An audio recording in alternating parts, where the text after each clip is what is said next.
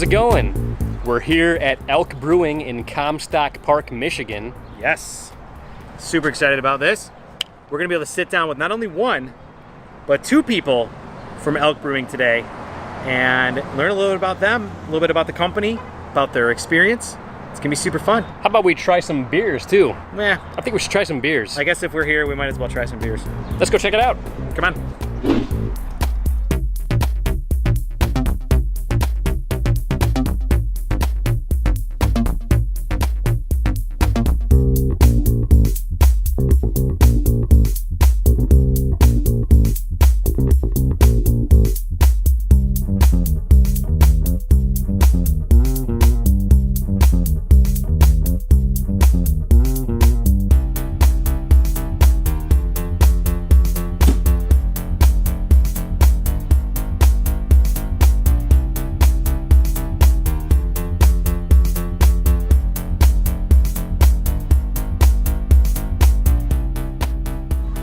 I'm Jeff DeLongchamp, and I'm one of the two owners of ELK Brewing Company.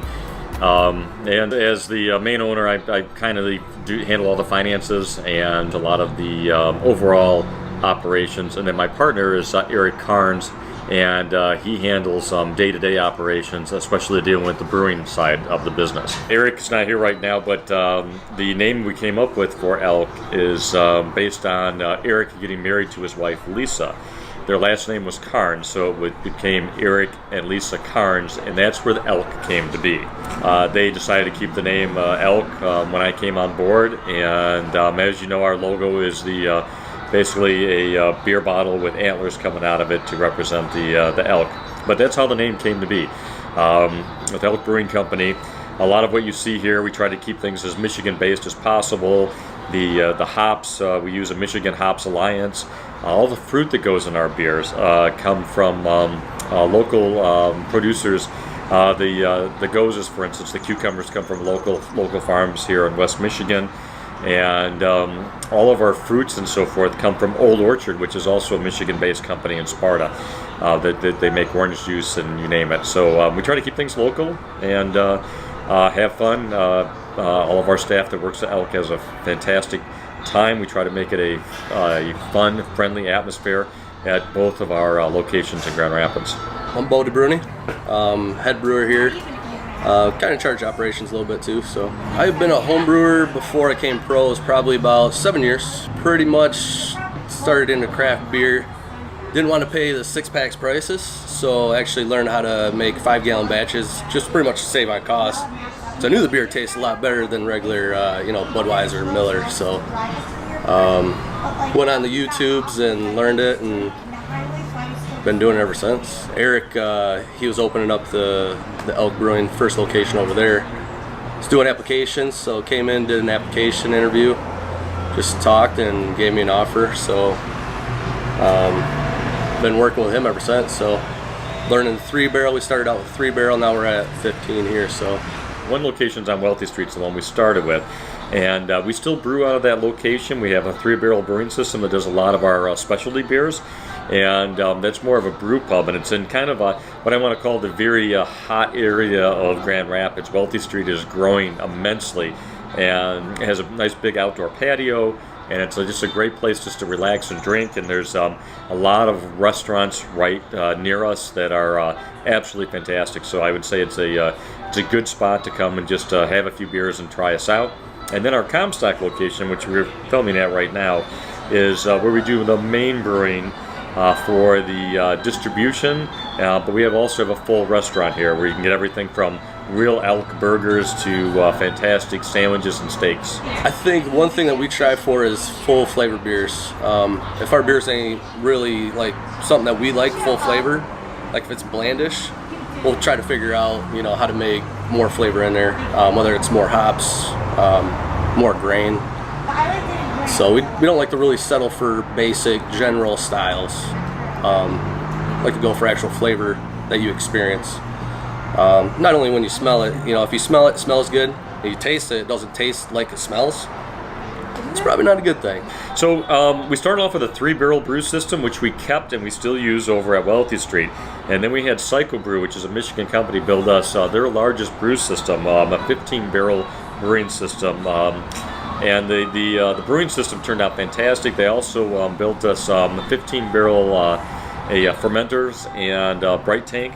And soon after we got that, we realized we needed bigger and more tanks, so we bought another 3 30-barrel tanks and a 30-barrel bright tank. And just as of recently, we put on order 3 60-barrel fermenters and another 60-barrel bright tank, which will be coming in this. ELK actually has a capacity to do, at that point, about 23,000 barrels a year in beer. Most of that would go out for distribution, and but we're actually hoping to open a few more brew pubs around the state of Michigan eventually as well. Favorite beer to brew would probably be the Hefeweizen, just because it's real simple. It's half two-row, half wheat. You don't do any additives, no clarities, because a nice hazy Hefeweizen looks good. And the yeast gives all the flavor, so it's real simple, easy to brew. My favorite beer actually to taste would probably be our Dankalicious. It's a good full hop forward IPA, real bitter. A beer can be found mainly at your local party stores and local craft beer stores. Plus Kroger carries it, Myers carries it, also Spartan stores. Westco gas stations, those are just some big names, especially West Michigan and on the east side. But a lot of your local restaurants and anybody that carries craft beer, there's a good chance that they'll have ELK. And if they don't, please talk to them about asking their distributor to get it in, because our peanut butter and jelly, our Dankalicious, a lot of the beers that you guys are trying are Gozas. I mean, they're all fantastic, and once you've tried them, I guarantee you will want to have more of them. Being in the brewing industry it's a pretty unique place. Everybody cares for each other, which is, you don't get that anywhere else. So here at ELK Brewing, we really don't want anything to go to waste. So all of our spent grain that we have and so forth, we actually put it in bins once we're done with it. We put it outside, and we have local farmers actually pick it all up. And it all gets reused. They use it for feeding animals and other things at their farms. So almost nothing goes to waste at all. Everything that we can possibly recycle or reuse, we do, and we try to keep it all in here in Michigan, just like we talk about with the juices and the fruits and the vegetables that we use. They're all local based. I would say my favorite hop, I would say old school hop would be Centennial. I was always a big Centennial fan. As I started getting into home brewing, Citra came available. Citra is huge, and then I would say after that would be Mosaic. And then you pair all three of those together and you make yourself a hell of a beer. We have so many good beers, it's really tough to pick a favorite. I love our Hefeweizen. I really like our peanut butter porter and our Dankalicious. My all-time favorite, I think, that we've done since the beginning is our Scotch Ale. It just has a great taste. It's just very smooth, has a good kick to it, but just an all-around excellent beer. The new Gozas are fantastic. We do a watermelon and cucumber one and a blueberry cucumber Goza. What we found that those even on ice taste excellent. So if you're having a hot summer day, throw some in a glass with some ice, and it's amazing how even that you're not even diluting the flavor, because it has a good salty, sour flavor to it, and it's just super refreshing. So that was pretty awesome hearing from one of the owners and the head brewer of ELK Brewing, but I don't know about you, I'm getting kind of thirsty. A little thirsty. It's great to hear from them, but at the end of the day, we got to see how the beers taste, man. I say we get a couple flights. Let's do it. All right, and here they are. We got our flights here. Oh man, these look good. We got a pretty wide variety of stuff to choose from here. They all sound and look delicious. And I think we should switch up the order in which we drink it in. And first, I think we should start with the Hefeweizen. All right. Cheers. Cheers. First of all, it's very cloudy, which is exactly what you would expect in a nice Hefeweizen. Smells delicious. Mm-hmm.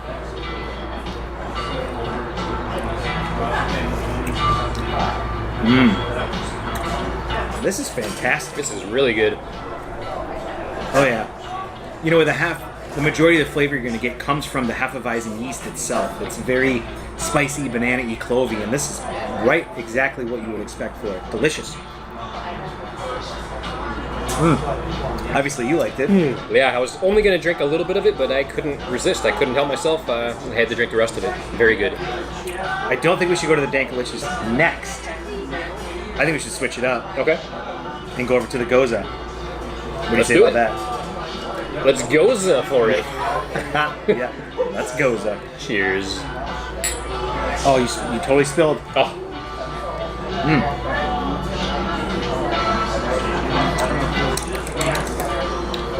Oh yeah. wow. It's very light and refreshing and delicious. I like it a lot.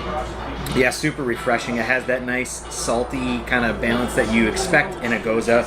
And the watermelon flavor is perfectly balanced. I've had a lot of beers where when you add watermelon to it, it almost tastes like a watermelon Jolly Rancher, like overpowering, kind of like just watermelon flavor. This actually tastes like real watermelon, but it's like a hint, and it's very nice. Yeah, I feel like it's just the right amount of watermelon flavor, and I'm really liking it. This would be a great one for a summertime beer. It's summertime right now, so it's tasting perfect. Right. It's very refreshing. It's summer. This is a good summertime beer. Let's drink it. Oh yeah, that's perfect.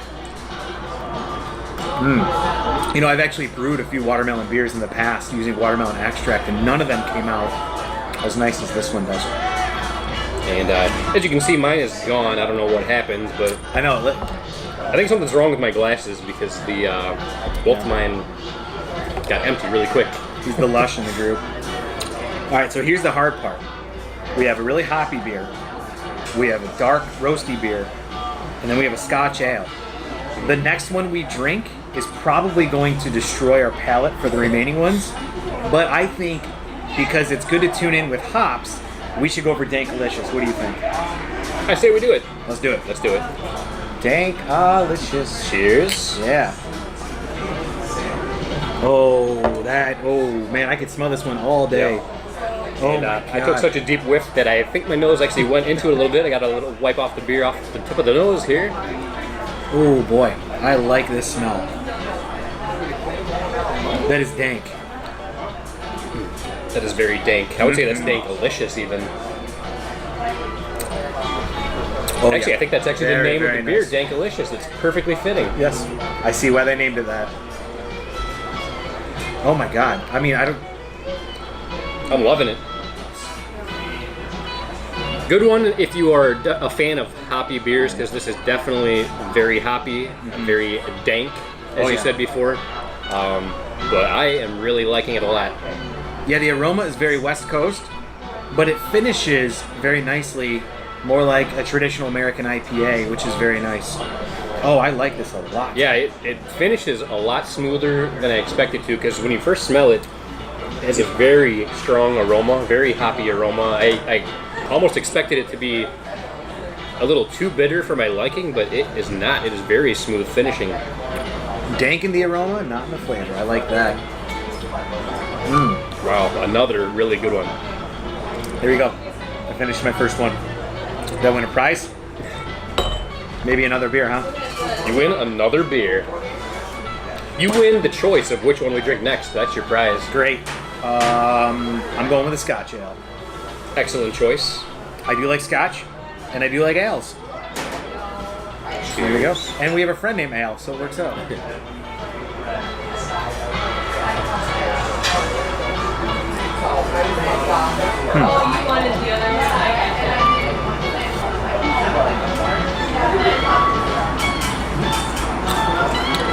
Oh, that's good.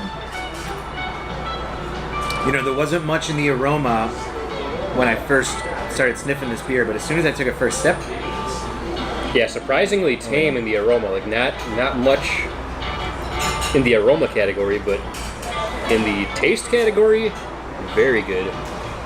oh yeah, this beer tastes fantastic. Now this is one I'm not gonna chug really quick. I'm gonna savor this one. I'm gonna save this one and sip it slowly. Yeah, I mean, you're definitely getting a lot of that Scotch ale through. It almost tastes like a strong ale. It's delicious. It is very good. That would be tough to chug this one, though, wouldn't it? This is one I would say is a sipper. One you want to sip it nice and slow, enjoy it, Very pleasant sipper. Yes. Well, what do you say we go to our last one? I say we do that by now. This is an Irish stout, as you can see. It's very dark. Ooh, that smells great. Cheers. Cheers. I kind of jumped the gun and smelled it before we did the cheers, though. Man, does that smell good. Super roasty. I mean, that's like, you know, if somebody handed me this and said it was cold coffee, I would actually not be surprised. Like it smells like that. It smells very coffee-like. Smells like a little cup of coffee. Oh, that is delicious smelling. Man, really nice. great smelling. Probably one of the nicest smelling stouts I've ever smelled. Thank you so much. We're here to help. There you go. Wow, that is good. A lot of roast. There's a lot of roast definitely coming through in the stout. If you like roasty stouts, this is your one. Very nice though. Yeah, when it first hits my palate, very roasty. Yep. But it finishes, again, like the Scotch ale, finishes a lot smoother than I expected it to. Yeah. Typically when you go to breweries, you're going to see a consistent theme across all of the beers. And I would say that these are all very full flavor beers. They're all extensions of the style. But they all finish very clean, which is really nice. Even when this roasty, you would think that it would be kind of a rough finish. It's very nice. Surprisingly smooth, delicious. Man, that's good. So this is a rarity for me to get so many different styles and to have every one of them taste really good to me. There's usually at least one where I'm like, not a big fan, but not the case here. I would easily recommend every one of these, and I would definitely order any one of these when I come back in the future. Yeah, I agree. Even styles that I typically normally wouldn't get. Like, I'm usually not going to order a Hefeweizen, and I rarely order a Scotch ale. I would absolutely drink either one of these. I think they're delicious examples of the style. Yeah, this was a great time. I'm glad we got to talk to one of the owners of the company, the head brewer of the company. We got to taste some excellent beers that they have to offer. Great time. Wonderful day. I had a great time here. This is a great place. You guys should all come out here and check it out. But until next time, I'm Eddie. and this is Webby, not Eddie, signing off. See ya.